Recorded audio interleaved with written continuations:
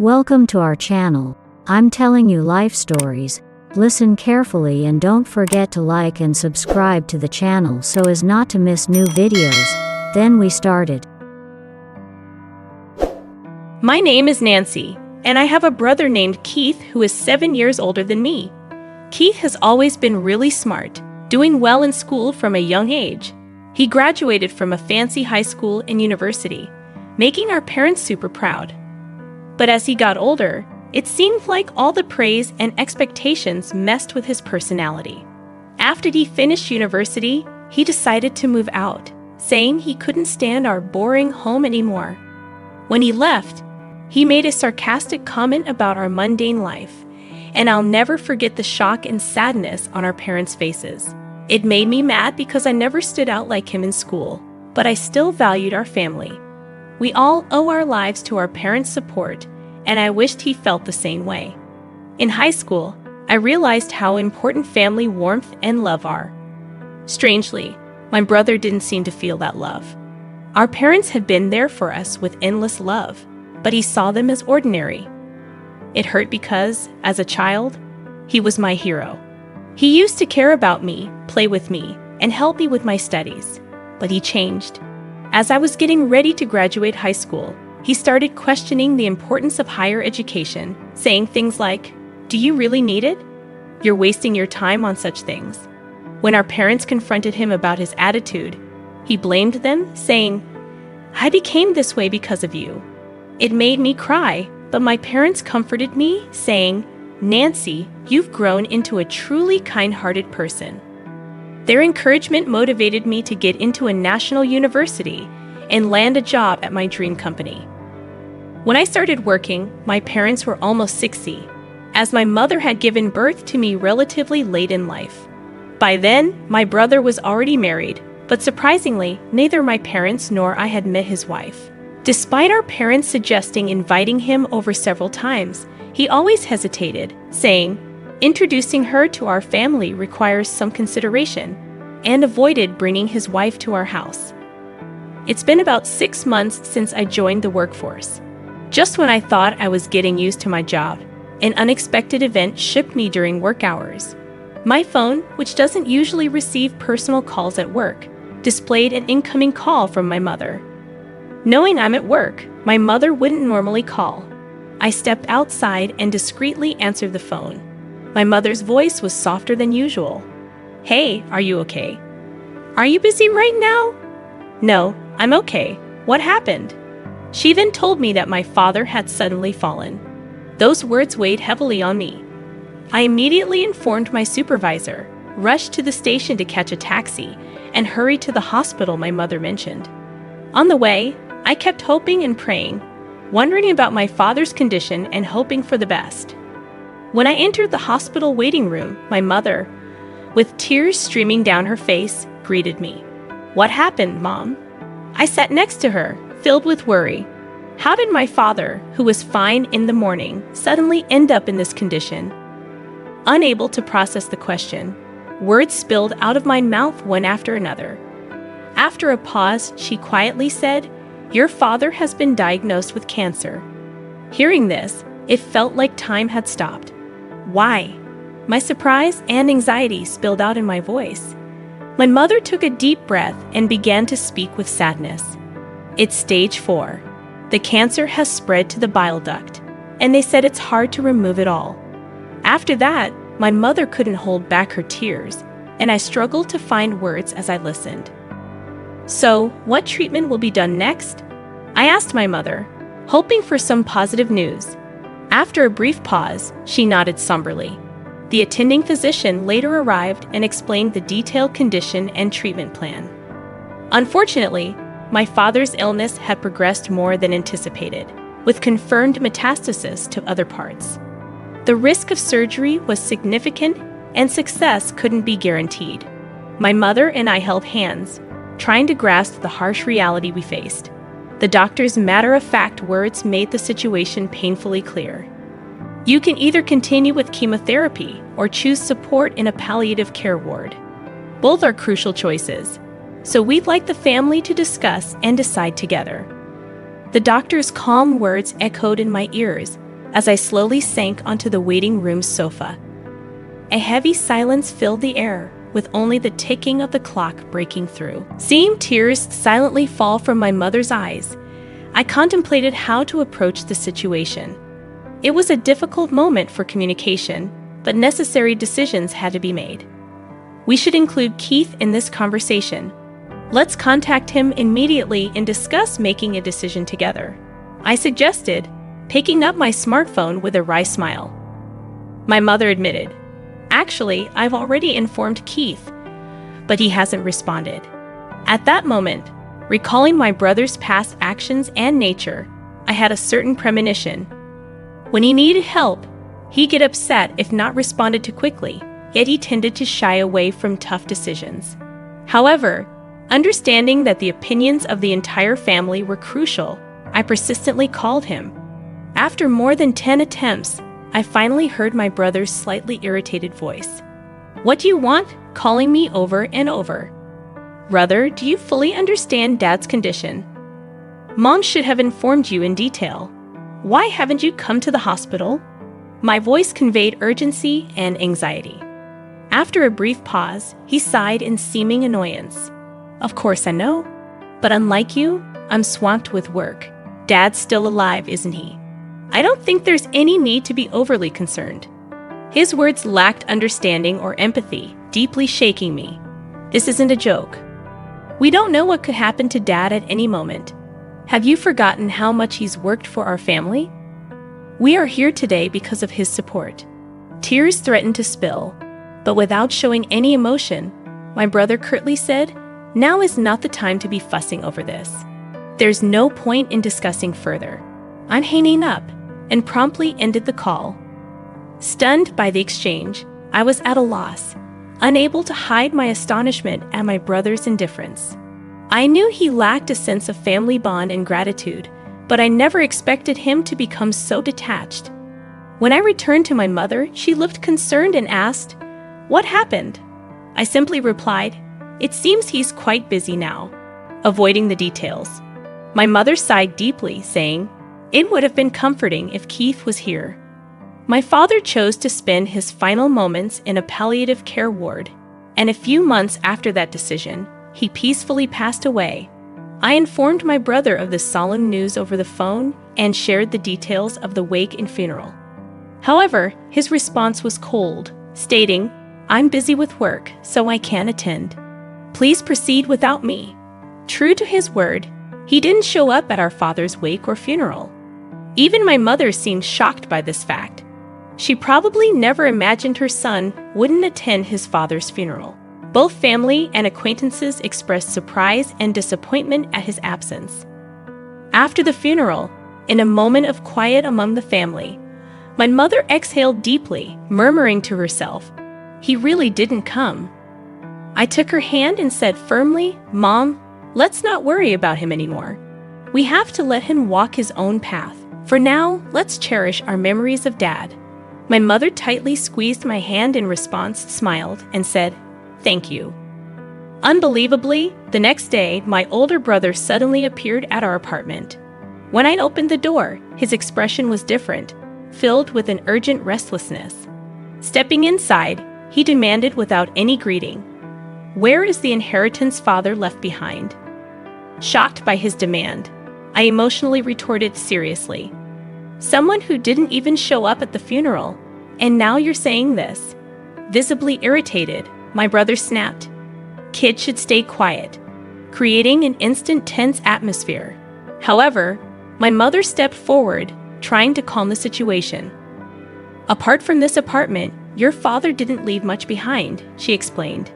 "That can't be true," my brother retorted, barely concealing his anger. Staying calm, my mother placed my father's passbook on the table for my brother to see. As he flipped through it, it became evident that all our father's savings had been transferred to a different account. "What's going on?" my brother exclaimed in surprise. Gently, my mother explained, "Your father had instructed to move all the money to my account earlier. Also, the apartment's name has been changed, and now it's in my name." Taken aback, my brother was speechless, clicking his tongue in frustration before leaving. Watching him go, we were once again filled with admiration and gratitude for our father's foresight and his plan to protect the family. A few months later, my mother unexpectedly fell and was rushed to the hospital. The diagnosis revealed pneumonia in a more advanced stage than we thought. I remembered her recent slight cough when she had seen a doctor at a small clinic. Initially diagnosed with a minor cold, we felt reassured and didn't worry further. However, detailed examinations at a major hospital disclosed her condition was much more severe than anticipated, giving her only about 3 months to live. Hearing this, I was at a loss for words, struggling to believe it, especially when she appeared so healthy. As expected, or tragically, just a few days after the 3-month mark, my mother quietly passed away. The space without her was filled with an indescribable stillness and sorrow. Why didn't I know this sooner? Why didn't I take her to a bigger hospital immediately? Filled with guilt and grief, I shed tears countless times. Even after hearing about my mother's passing, there was no sign of my brother coming to our house. My aunt, my mother's sister, and I handled the arrangements for the wake and the funeral. Understandably, my aunt was extremely outraged that my brother didn't appear at our mother's last rites, just as he hadn't for our father's. However, expecting or saying anything to my brother felt meaningless after recalling his past actions. However, a few days after the funeral, my brother reappeared, accompanied by his wife, whom we were meeting for the first time, as my aunt and I were sorting out the heirlooms. Where's Mom's inheritance? She must have left something, right? Right from the start, that was my brother's concern. I was both shocked and dumbfounded, and my aunt, equally stunned, stared at him in disbelief. Even more astonishing was that my brother's wife, my new sister-in-law, stood beside him without meeting our eyes or offering any greetings. She just stood silently next to my brother. What shocked me even more was that my brother hadn't even visited our mother's grave. Brother, please at least pay your respects to our parents. At the very least, visit Mom's grave, I calmly requested. With a sneering laugh, my brother responded, "Does that even mean anything?" He quickly followed with, "By the way, how much of Mom's inheritance is left?" May's expression changed drastically at that moment. In a voice filled with anger, contrasting with her usual warmth, she sternly admonished Keith, "How can you think of such things at a time like this? Nancy is managing the funeral on behalf of both of you, putting in all her effort. Shouldn't you act with a bit of gratitude, thinking of your parents?" However, my brother completely ignored our aunt's anger, responding dismissively, "Auntie, it's none of your business. Don't interfere." Suddenly, with the demands from my brother and sister-in-law, the room's atmosphere turned cold and tense. From behind my brother, my smiling sister-in-law said, "Of course, I remember your name, Nancy. Do you plan to keep all of your mother's inheritance for yourself? Sorry, but we can't allow that. This apartment is so lovely. I think it's perfect for us." I never imagined that my brother and his wife would say such things. "Why should I have to leave for the sake of both of you?" I asked, my voice quivering, while twirling her finger. My sister-in-law continued, "This apartment has just been renovated, and its location is amazing. It's close to the station, and there are plenty of shops, so we'll be living here." My anger peaked. "Big brother, all you care about is the inheritance. What are you thinking?" Unable to hold back, I raised my voice, turning away. My brother let out a heavy sigh. Such vulgar behavior. "Do you think raising your voice solves everything? We'll be back here in 3 days. Have everything ready to move out by then." With those words, their intentions became crystal clear. A mix of anger and sadness bubbled up, and I couldn't stop my tears from flowing. But this wasn't just a one-time event. I had to think about what to do next. Determined, I wiped my tears. My aunt gently tapped my shoulder and handed me a letter. The delicate handwriting of my mother adorned the envelope's surface. "What's this, Auntie?" I asked, carefully opening the envelope. "Your mother trusted this to me for a just-in-case scenario. She told me to give it to you at the right moment, my aunt said, tears forming in her eyes. I unfolded the paper inside. My mother's beautiful handwriting filled the page. To my precious Nancy, if you are reading this letter, it means I'm no longer in this world. I'm truly sorry for our parting. I felt warmth in the back of my eyes, tears beginning to flow. You might have Keith visit the house concerning the inheritance, but don't worry, everything that your father handed down to me is now yours. I was at a loss for words. I had no idea my mother had thought this far ahead and prepared everything in advance. I'm sorry for suddenly leaving you alone, but I'm at peace because I've seen how much you've grown into a wonderful person. While learning is essential, it's not everything. The kindness and compassion you learn through your interactions with people are what I believe hold the most value. Your father and I were genuinely happy to see you grow up with such a warm heart until our last days, and words can't express just how proud we are of you. I truly want to express my heartfelt gratitude. Thank you. Overwhelmed? I read on, deeply moved. Mom, the words before me blurred with my tears, but I was determined to take in every sentiment my mother had conveyed and continued reading. Actually, after your father passed away, following his wishes, I secretly changed the apartment's ownership to your name. I'm sorry for using your seal without permission, but it was both your father's and my wish. Please don't be angry. Life has its ups and downs, even when things get tough. We want you to persevere and live your life fully, so stay strong and find your happiness. The letter ended there. Tears streamed down my face, wetting the paper. My aunt, standing next to me, pressed her eyes and shed tears alongside me. Your sister truly cared about you. In her heart, you were a treasure, my aunt said gently, holding my hand. From the envelope, a bank book in my name emerged. It seemed like something my mother must have secretly made in the past. To my surprise, when I opened the bank book, a substantial amount was recorded. I felt that this was probably the inheritance from my father that my mother had saved for me. A few days later, my brother and his wife showed up at the house without even knocking on the door. They entered as if it was their own home. It's time for you to leave, just as promised, right? My brother sarcastically said. As I stood still, my sister-in-law became irritated. Isn't it your duty to leave quickly? She said almost as a command. For a moment, I felt overwhelmed by the atmosphere, but I took a deep breath, looked them straight in the eyes, and said calmly, "Actually, this house is now under my name." With that statement, the room's atmosphere became tense. My brother and his wife looked at each other, exclaiming, "What? What kind of joke is this? I am the eldest son. I should inherit the house, right?" My brother said, clearly shaken. Beside him, my sister-in-law stared at me, saying, "This is the first I've heard of this." However, I had decided to state the facts.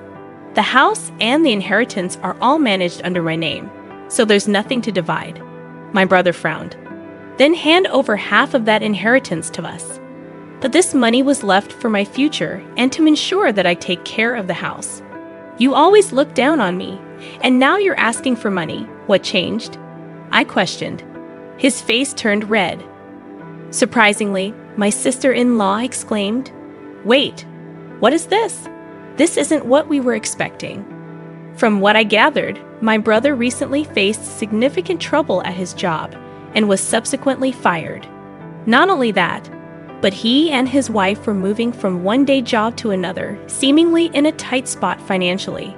They probably had high hopes for my mother's inheritance and the house, but with my revelation, their expectations were shattered, and they began bickering, placing blame on one another. Watching their childish dispute, I thought, what can possibly be gained from all this? To them, I said calmly, "This is my house now. If you make any unnecessary fuss, I'll call the police." Trembling with anger, they reluctantly accepted my words and left. Since then, I had no contact with them.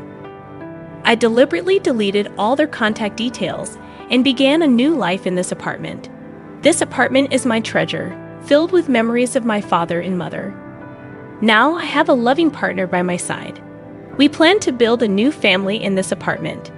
He respects my decision and proposed that we take the first step of our new life here. Our future is bright, and I want to pass on the warm love my parents gave me to the children we will have in the future.